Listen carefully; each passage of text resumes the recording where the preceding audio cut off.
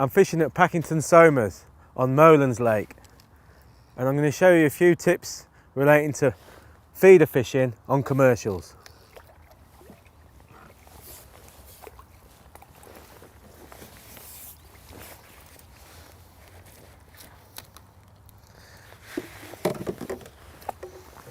It's a nice small tench. Let's put it back and talk about the methods we're using.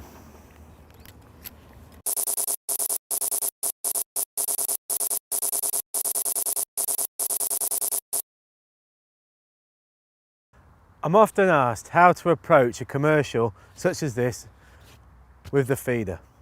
And I'm now going to take you through 3 different styles of feeder fishing that are proving very successful on commercials just like this. The first thing I'm going to look at is the actual rods and reels that we use when we're feeder fishing. I've selected 2 rods from the new Shakespeare Sigma range. I've got the 11-foot feeder and the 10-foot feeder. Now, this commercial is pretty typical in that it's not very big in terms of its size, in terms of the width that you're casting. It's probably about 30 meters wide here, so I don't need a long rod to cast big distances. So 10 and 11 foot is just about perfect in terms of the length of the rod for a fishery like this. Another thing to think about is the fact that most modern commercial feeder rods are 2-piece. The advantage of that is that you can leave your rod set up, so you can take the rod apart, leave the rig on, and keep it all set up to save time when you're fishing.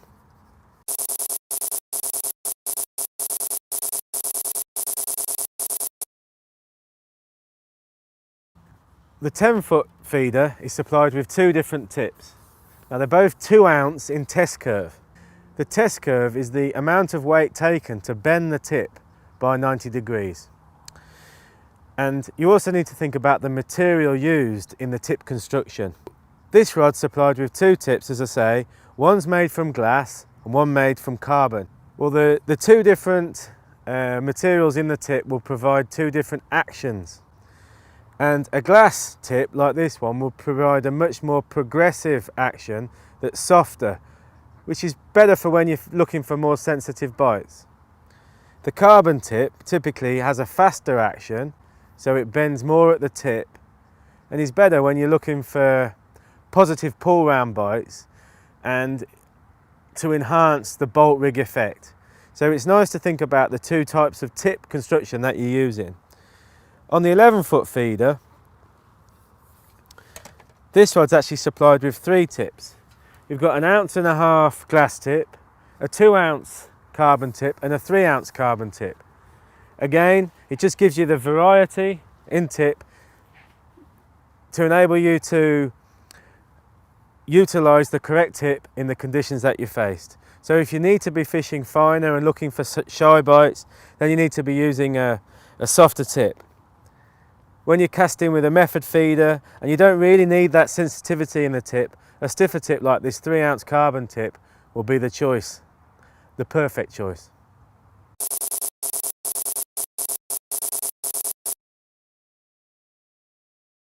Well, to me, the main consideration when picking my feeder rod, length, is how far I'm casting. So if I've got to cast a good distance, like 50-60 meters, I'm going to need to go to a longer rod to help me to cast that distance easily and effectively. Like I said, this commercial is about 30 meters wide, so you could fish with a rod between 9 and 11 foot, no problem at all.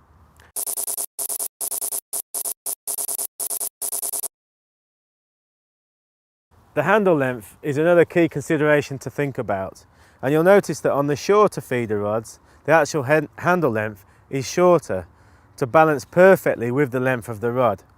Because you're not having to cast a long way and leverage a lot of power in the cast, you don't need a long handle. It's nice to have a shorter handle because it's just more convenient, more comfortable to use. It's easier to pass around your body, particularly if you're catching lots of fish quickly. So in answer to the question, a shorter handle's better at shorter distances, a longer handle's better at long distances.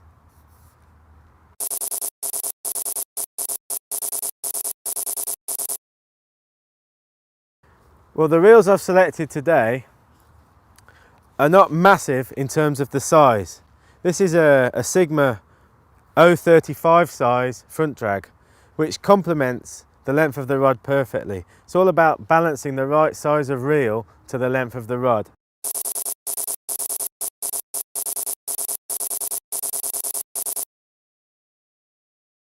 Well, these Sigma reels are supplied with two handles. You've got a double handle, as you can see here, but you've also got a single handle. Now, it's pretty much down to personal preference which handle you use. I like a double handle, especially when I'm feeder fishing or ledgering, because it means that I can set the tip, everything perfectly, but have the instant anti-reverse off. So I can back wind if I hook a fish. And the double handle balances it perfectly. A single handle is prone to falling backwards or forwards. A disadvantage of using a double handle is you don't get as much leverage as what you do with a single handle. So if you're looking for maximum power, maybe if you're casting longer distances and you've got to reel in a long way, a longer single handle would be more beneficial.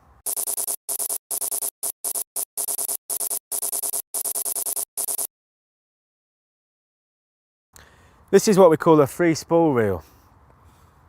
And free spool reels are very, very popular when you're carp fishing on commercials such as this. They've become very popular for people feeder fishing. A couple of reasons. One, typically they're a very strong and powerful reel. So this is a new Sigma 40 size free spool reel. The second advantage is you can actually have the reel set in the free spool mode so that the reel will give line when you set it at the start. So as the cart runs or as the fish runs, the reel will give line. Then when you pick the rod up to engage, you turn the handle and then you're back on the standard drag. So it's a free spool facility that's very, very useful when you're fishing for bigger fish. Maybe you're waiting longer for bites, or maybe even if you're fishing with two rods, just to enable you the time to pick the rod up and allow the carp or the big fish to run.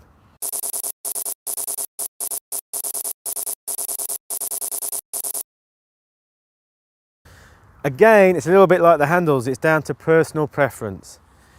I like to use a front drag reel for most of my fishing because I think it makes the reels more compact, and also you can achieve a more reliable and smooth drag system. The disadvantage of using a front drag reel is it's difficult to adjust it during the fight, and a rear drag reel, having the rear drag situated at the back, means that it's easy to adjust the drag during the fight. Another advantage of the rear drag reels is that you can have a quick release spool mechanism on the reel.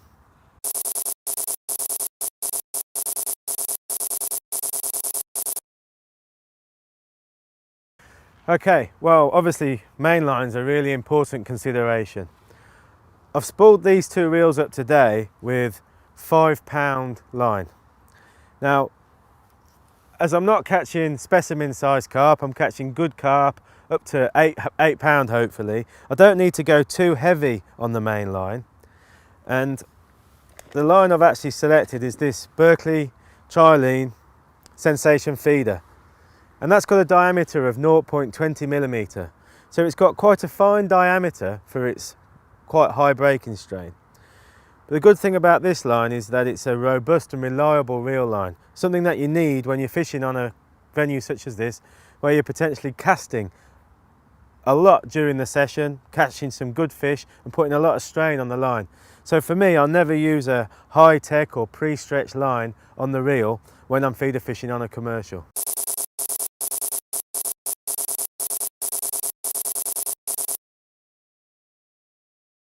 If I was expecting to catch bigger carp and maybe I was fishing with a method feeder predominantly, I'd use a higher breaking strain line. I wouldn't personally go above 8 pound breaking strain or diameter 0.28 when I'm fishing on a commercial such as this. The minimum breaking strain I'd go would be, I wouldn't probably go below 3 pound. There's just simply no need to, because the fact that you're going to be able to perhaps catch the odd big fish even in hard conditions, you need to have that strength in main line. You're not going to benefit from going too fine. In fact, you probably end up losing the fish.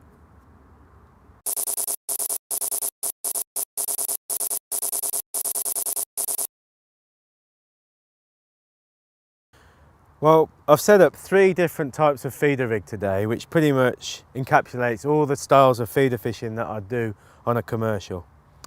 I've got your standard cage feeder. Now this is the rig that I would use to start the day, particularly if I didn't know too much about the venue. This is a rig that's designed to catch all sorts of fish, from smaller fish like skimmers and roach, and also of course you can catch bigger carp on it and tench. But the idea with the ground bait feeder is that you're constantly feeding one area in your swim. You're introducing free offerings like casters, worms, pellets through ground bait that's held in this cage feeder. Now cage feeders are very, very good when you're fishing on a commercial like this, because they disperse the bait very efficiently and easily into the swim.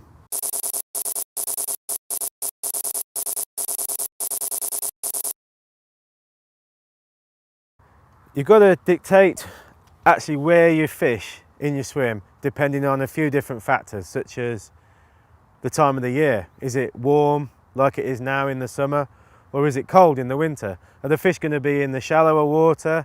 Are they going to be against the cover, or are they going to be in the open water where the water's deeper?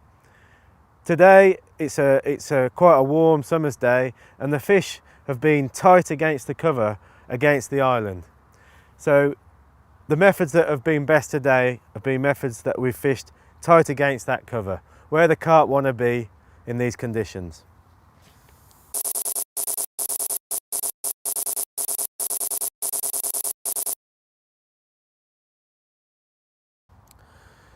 Well, the method feeder is a rig that's been developed and refined over recent years, and it's become so effective for catching carp and tench and bream in venues such as this commercial.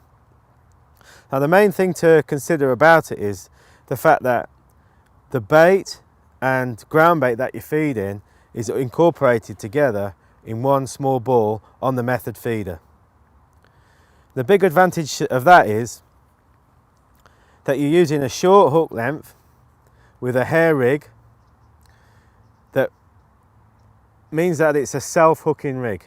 So basically the fish is coming in on that parcel of food and taking your hook bait and hooking itself. So it's a very, very efficient method and style of fishing. A few things to think about when you're looking at methods. As with everything else in fishing, there's a multitude of different feeders to choose from. You can basically break it down into 2 versions. The fixed and the elasticated type, like this one. The elastic's there to help absorb the lunges of fish while you're playing them. Obviously the bite can be pretty vicious as the carp hooks itself, and that cushion from the elastic proves to be very, very beneficial. And then you've got the inline feeder, method feeder, like this one. So you haven't got the elastic in the middle, but you've got your main line going through the feeder, and then you've got your hook length coming out the bottom. So you've still got the same bolt effect, but you haven't got the cushion effect of the elastic. The reason that you'd use this over an elastic is, on some venues, the fixed and elasticated method is actually banned. Another thing to quickly mention is the use of these method molds that have evolved. And they mean that it's much easier for beginners, especially beginners, to be able to make the method ground bait package as efficient as possible. So it's much easier to do. So that's just a few things to think about when you're method feeder fishing.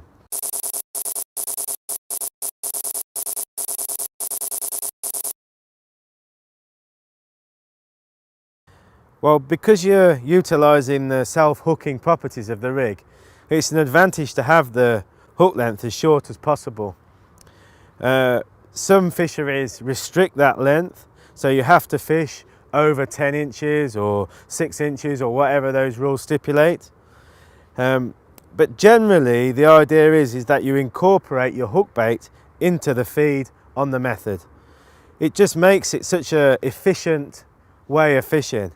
Another advantage is that when you're casting close to far bank features such as these reeds, you can actually almost cast the feeder into the reeds or just catch the reeds and you won't get hooked up. So that's a good advantage.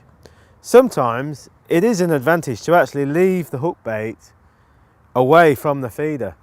Maybe if the fish are feeding really well and you're catching a lot of fish, or if you just want that little bit of a drop, a natural fall of the hook bait whilst the feeder's settling. It's something that can work on certain days, but for the bulk of the time you're going to be fishing with the hook bait incorporated into the ground bait.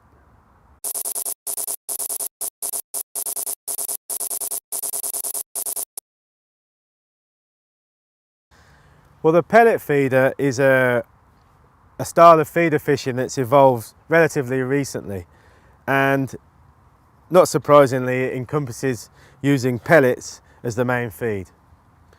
Now, pellets such as these micro pellets are so effective and popular now on commercials, and particularly when you're fishing for bigger fish, a pellet feeder can really be a fantastic advantage.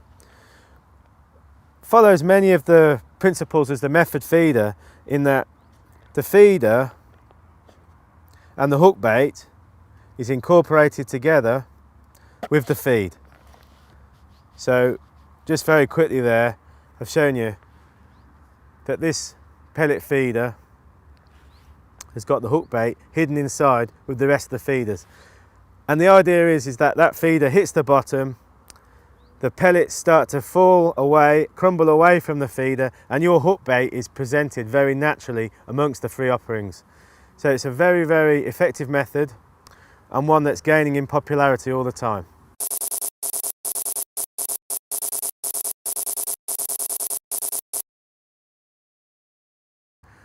Well, there's a variety of different hook baits that you can use in conjunction with the pellet feeder and the method feeder.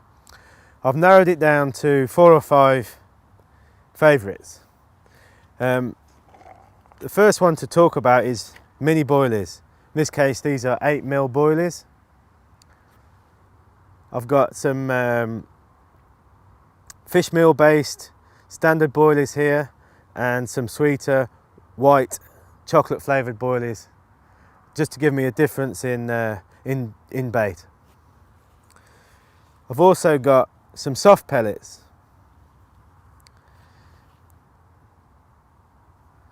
The soft pellets are obviously more natural for the fish to feed on, and if you're catching well on pellets, it makes good sense to use a soft pellet on the hook as well. Finally, I've punched some meat using a meat punch.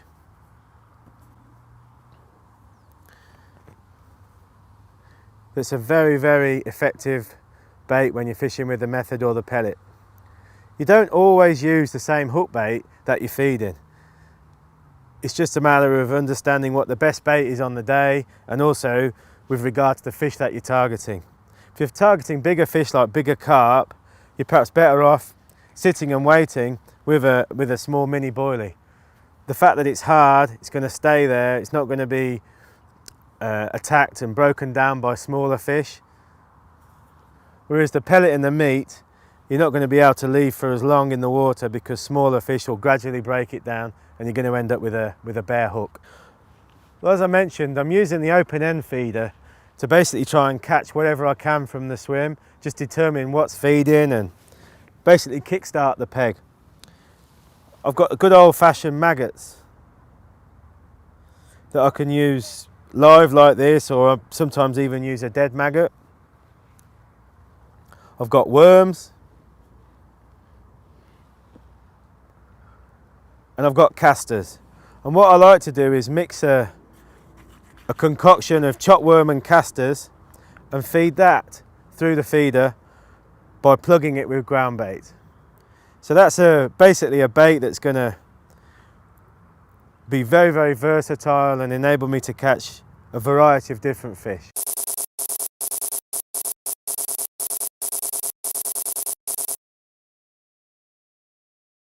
Well, nearly all the baits that we use on these rigs are used in conjunction with a hair. And for ease of use, I use this system, which is a quick stop on the hair, and you have the quick stop needle, and basically you simply push the quick stop through the bait, flick it back, and you've got the bait hooked perfectly onto the hair.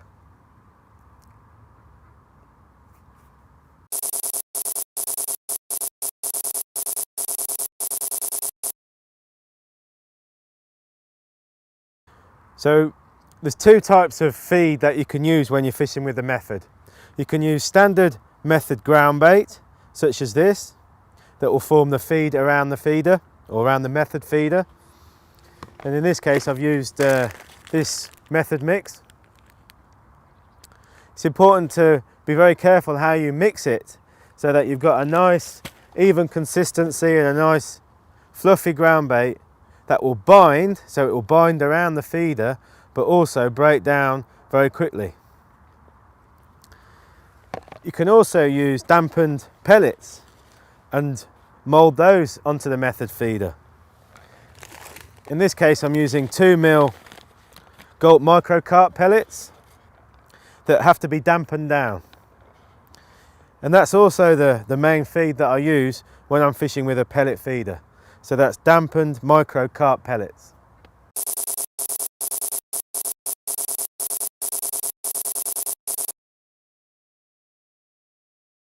One final tip to think about when you're feeder fishing on a commercial like this is the angle of your rod rest. So as you can see, especially when I'm casting this pellet feeder tight to the far bank, I want to be able to put the rod straight down onto the rest. The last thing I want to do is move my rod to a rod rest situated over here, because I'm going to pull the feeder away from the critical catching area tight to the far bank. So that's an important point to think about. You'll also notice that I'm clipped up, so I've got the line at a fixed distance to keep consistently landing it in the same spot. And the nice advantage of having the rod rest like this is that as the line sinks, I can gradually tension up to the feeder, being careful not to move it away, and it means that I've actually got a couple of turns of line on the reel before I hit the clip. So if I do hook a big fish, I've got time to try and get it away from the far bank and even undo the line from the clip if I need to. So there you go, that's a great mixed bag of fish taken on the 3 different styles of feeder that I've shown you. So the pellet feeder, the standard ground bait feeder, and also the method feeder. So I've caught some nice carp, I've caught some F1 carp, some tench, some skimmers. What a fantastic net of fish, and what a great method on commercials such as this.